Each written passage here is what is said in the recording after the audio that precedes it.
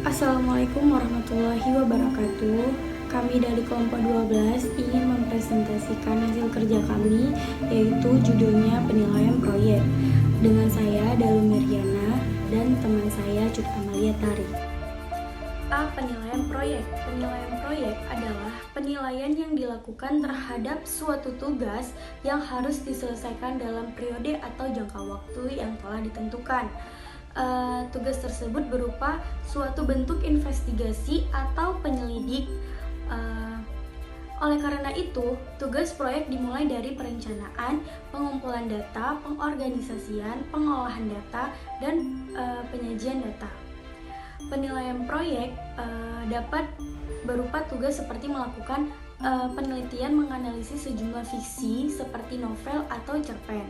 Tetapi pemilihan topik proyek harus didiskusikan kembali dengan peserta didik, dan kegiatan proyek harus dapat diselesaikan dalam jangka waktu yang telah ditentukan. B. Tujuan penilaian proyek. Tujuan penilaian proyek sama saja dengan penilaian keterampilan yang lain, yaitu peserta didik dapat mengetahui pemahaman, kemampuan, mengaplikasikan inovasi, kreativitas, pengolahan data, penyajian data, dan pengumpulan data, dan laporan dalam suatu tugas penyelidikan yang dituangkan dalam penilaian rubrik penilaian. C. Manfaat penilaian keterampilan proyek bagi peserta didik. Yang pertama, peserta didik dapat mengetahui ketercapaian kompetensi keterampilan pada suatu bab pembelajaran. Yang kedua, peserta didik dapat menilai dirinya atas hasil penilaian keterampilan proyek berdasarkan acuan kriteria-kriteria mana yang ia peroleh hasil unggul dan kriteria-kriteria mana yang ia peroleh hasil kurang memuaskan. Yang ketiga, dari hasil penilaian peserta didik dapat termotivasi agar peserta didik lebih baik lagi karena ada program remedial dan pengayaan.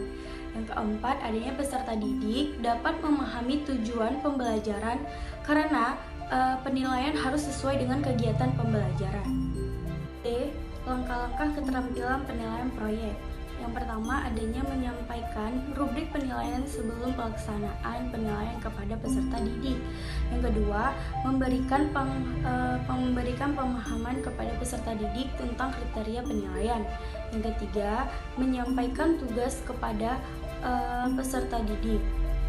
Yang keempat, memberikan pemahaman yang sama kepada peserta didik tentang tugas yang harus dikerjakan. Yang kelima, yaitu melakukan penilaian selama perencanaan, pelaksanaan, dan pelaporan proyek. Yang keenam, memonitor pekerjaan proyek peserta didik dan memberikan umpan balik pada setiap tahapan pengerjaan proyek. Yang ketujuh, yaitu membandingkan pekerjaan peserta didik dengan rubrik penilaian. Yang kedelapan, menentukan kemampuan peserta didik terhadap pencapaian kompetensi minimal.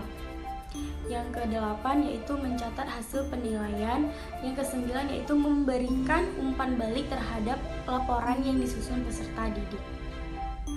Selanjutnya akan dijelaskan kepada teman saya, Cut Amalia Tari.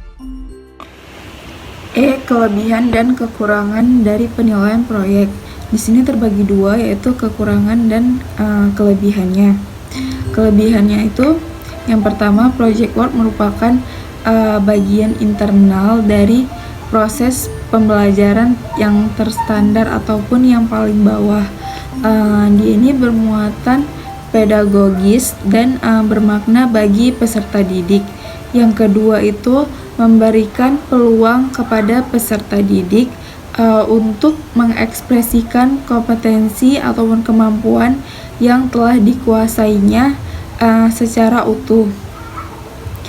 Yang ketiga, lebih efisien ataupun lebih efektif dan menghasilkan produk ataupun laporan.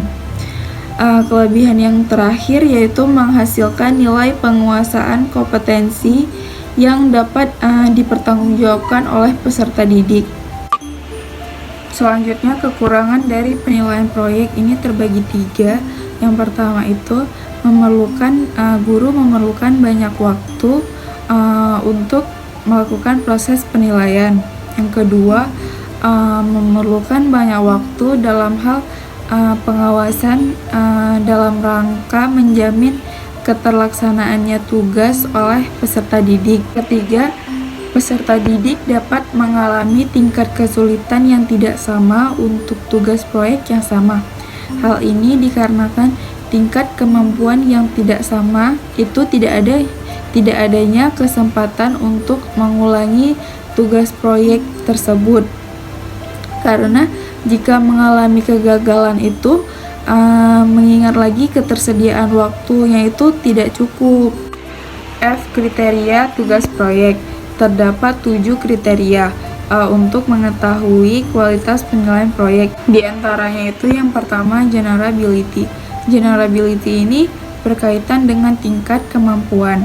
Apakah tugas proyek yang dikerjakan oleh peserta didik ini memadai untuk digunakan dalam menganalisasi tugas-tugas lainnya. Artinya, semakin suatu tugas proyek dapat dibandingkan dengan tugas yang lain, maka kualitas tugas tersebut itu semakin membaik. Kriteria yang kedua itu authenticity. Authenticity ini bermakna sejauh mana tugas yang diberikan serupa atau memiliki kemiripan dengan praktik kehidupan yang nyata yang dihadapi peserta didik dalam sehari-hari. Yang ketiga, multiple foci.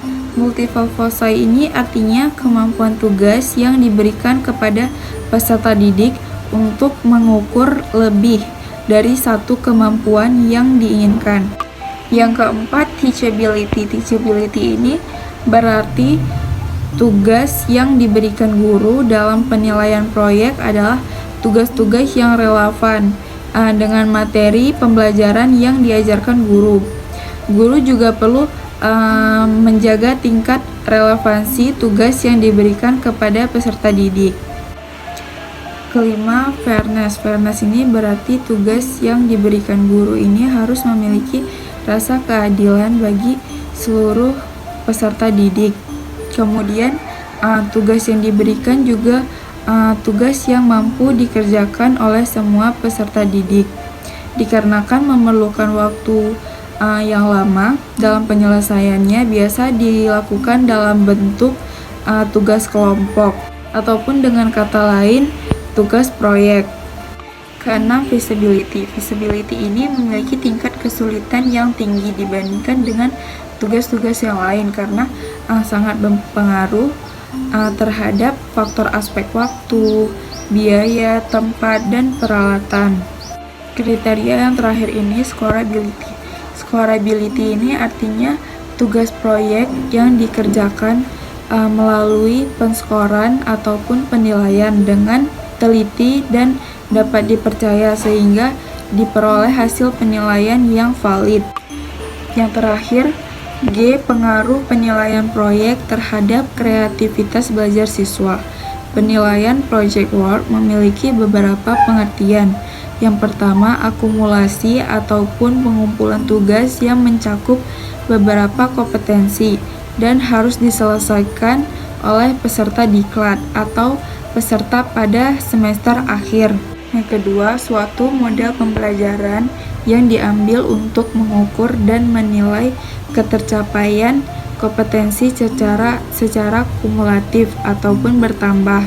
Yang ketiga, merupakan suatu model penilaian yang diharapkan untuk menuju ke model yang lebih profesional. Terakhir, lingkup kegiatan yang terdapat dalamnya dari membuat proposal, persiapan, pelaksanaan, ataupun proses sampai dengan kegiatan kulminasi yang di dalamnya terdapat penyajian, pengujian, dan pameran. Sekian dari presentasi kami yang berjudul penilaian proyek. Wassalamualaikum warahmatullahi wabarakatuh.